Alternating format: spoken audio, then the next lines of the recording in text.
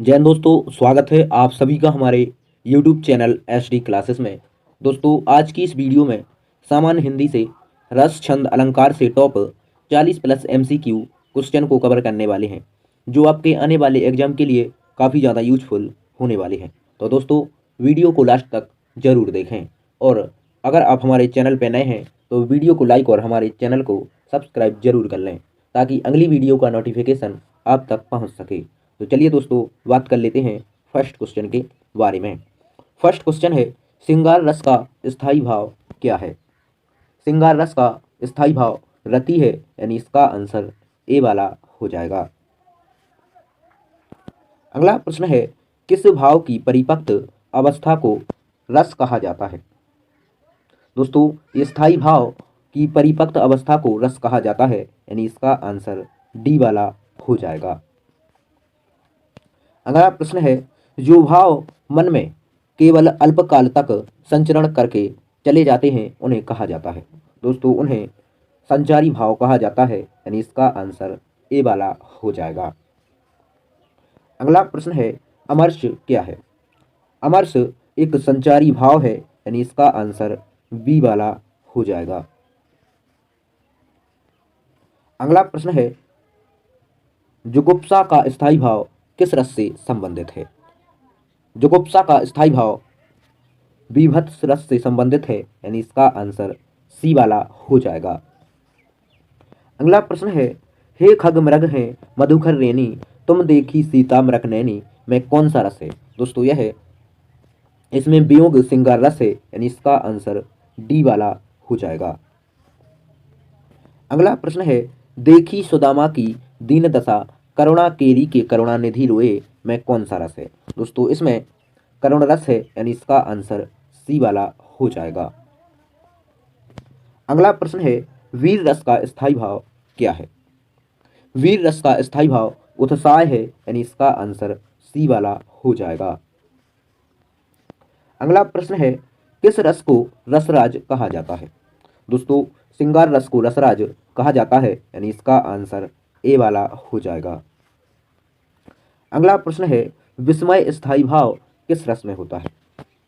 विस्मय स्थायी भाव अद्भुत रस में होता है, यानी इसका आंसर सी वाला हो जाएगा। अगला प्रश्न है, रौद्र रस का स्थायी भाव क्या है? रौद्र रस का स्थायी भाव क्रोध है, यानी इसका आंसर ए वाला हो जाएगा। अगला प्रश्न है, निम्न में से कौन सा रस भीवत्स का विरोधी है? दोस्तों श्रृंगार रस भीवत्स रस का विरोधी है, यानी इसका आंसर सी वाला हो जाएगा। अगला प्रश्न है, करुण रस का स्थायी भाव क्या है? करुण रस का स्थायी भाव शोक है, यानी इसका आंसर बी वाला हो जाएगा। अगला प्रश्न है, निशीदन बरसत नयन हमारे में रस है? दोस्तों निशीदन बरसत नयन हमारे में रस वियोग श्रृंगार रस है, यानी इसका आंसर सी वाला हो जाएगा। अगला प्रश्न है, मेरे तो गिरधर गोपाल दूसरे ना कोई जाके सिरमूर मुकुट मेरो पति सोई। दोस्तों इसमें कौन सा रस है? दोस्तों इसमें श्रृंगार रस है, यानी इसका आंसर बी वाला हो जाएगा। अगला प्रश्न है, रस सूत्र के जनक माने जाते हैं? रस सूत्र के जनक भरत मुनि माने जाते हैं, यानी इसका आंसर ए वाला हो जाएगा। अगला प्रश्न है, शांत रस का स्थायी भाव है? शांत रस का स्थायी भाव निर्वेद है, यानी इसका आंसर ए वाला हो जाएगा। अगला प्रश्न है, किस छंद में 26 मात्राएं होती हैं तथा 14-12 पर यति होती है? दोस्तों गीतिका में 26 मात्राएं होती हैं तथा 14-12 पर यति होती है, यानी इसका आंसर सी वाला हो जाएगा। अगला प्रश्न है, छंद से संबंधित गुणों की सही संख्या है? छंद से संबंधित गुणों की संख्या 8 है, यानी इसका आंसर सी वाला हो जाएगा। अगला प्रश्न है, निम्न में सममात्रिक छंद कौन सा उदाहरण है? दोस्तों वह उदाहरण है चौपाई। दोस्तों सममात्रिक छंद का चौपाई एक उदाहरण है, यानी इसका आंसर सी वाला हो जाएगा। अगला प्रश्न है, छंद पढ़ते समय आने वाले विराम को क्या कहते हैं? छंद पढ़ते समय आने वाले विराम को यति कहते हैं, यानी इसका आंसर बी वाला हो जाएगा। अगला प्रश्न है, किस छंद का प्रथम व अंतिम शब्द एक सा होता है? दोस्तों, कुंडलिया छंद का प्रथम व अंतिम शब्द एक सा होता है, यानी इसका आंसर ए वाला हो जाएगा। अगला प्रश्न है, जिस छंद में 4 चरण और प्रत्येक चरण में 16 मात्राएं होती हैं वह कहलाता है? दोस्तों, वह चौपाई कहलाता है, यानी इसका आंसर डी वाला हो जाएगा। अगला प्रश्न है, छप्पय किस प्रकार का छंद है? छप्पय एक विषम छंद है, यानी इसका आंसर वी वाला हो जाएगा। अगला प्रश्न है, चौपाई के प्रत्येक चरण में कितनी मात्राएं होती हैं? चौपाई के प्रत्येक चरण में 16 मात्राएं होती हैं, यानी इसका आंसर सी वाला हो जाएगा। अगला प्रश्न है, चरण कमल बंधो हरिराई में कौन सा अलंकार है? चरण कमल बंधो हरिराई में रूपक अलंकार है, यानी इसका आंसर सी वाला हो जाएगा। अगला प्रश्न है, माला फेरत जुग भया फिर न मन का फेर, कर का मन का डारी दे मन का फेर, इनमें कौन सा अलंकार है?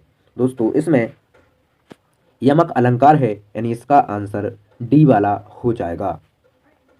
अगला प्रश्न है, काव्य की शोभा बढ़ाने वाले धर्मों को अलंकार कहते हैं, इस पंक्ति में प्रयुक्त धर्म शब्द का क्या अर्थ है? दोस्तों, इस पंक्ति में प्रयुक्त धर्म शब्द का अर्थ है गुण, यानी इसका आंसर वी वाला हो जाएगा।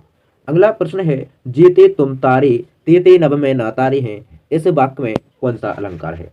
दोस्तों, इस वाक्य में यमक अलंकार है, यानी इसका आंसर सी वाला हो जाएगा। अगला प्रश्न है, दीप सामन जल चुका है, इस पंक्ति में वाचक शब्द है?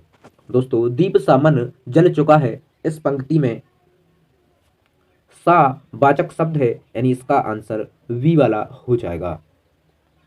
अगला प्रश्न है, 3 बेर खाती थी वो 3 बेर खाती है में कौन सा अलंकार है? दोस्तों, 3 बेर खाती थी वो 3 बार खाती है, इसमें यमक अलंकार है, यानी इसका आंसर वी वाला हो जाएगा। अगला प्रश्न है, अलंकार का शाब्दिक अर्थ होता है? अलंकार का शाब्दिक अर्थ आभूषण होता है, यानी इसका आंसर सी वाला हो जाएगा। अगला प्रश्न है, ले चला साथ में तुझे कनक ज्यों भिक्षुक लेकर स्वर्ण झनक में अलंकार बताइए। दोस्तों, इसमें उत्प्रेक्षा अलंकार है, यानी इसका आंसर वी वाला हो जाएगा। अगला प्रश्न है, वही मनुष्य है कि जो मनुष्य के लिए मेरे पंक्ति में कौन सा अलंकार है? दोस्तों, इस पंक्ति में यमक अलंकार है, यानी इसका आंसर वी वाला हो जाएगा। अगला प्रश्न है, अंबर पनघट में डुबो रही तारा घट ऊषा नागरी में कौन सा अलंकार है? दोस्तों, इस पंक्ति में रूपक अलंकार है, यानी इसका आंसर सी वाला हो जाएगा। अगला प्रश्न है, काली घटा का घमंड घटा उपर्युक्त पंक्ति में कौन सा अलंकार है? दोस्तों, इस पंक्ति में यमक अलंकार है, यानी इसका आंसर ए वाला हो जाएगा। अगला प्रश्न है, जहां बिना कारण के कार्य का होना पाया जाए वहां कौन सा अलंकार होता है? दोस्तों, इसका आंसर आपको कमेंट बॉक्स में करना है, और वीडियो अच्छी लगी हो तो वीडियो को लाइक और हमारे चैनल को सब्सक्राइब जरूर कर लें, ताकि अगली वीडियो का नोटिफिकेशन आप तक पहुंच सके।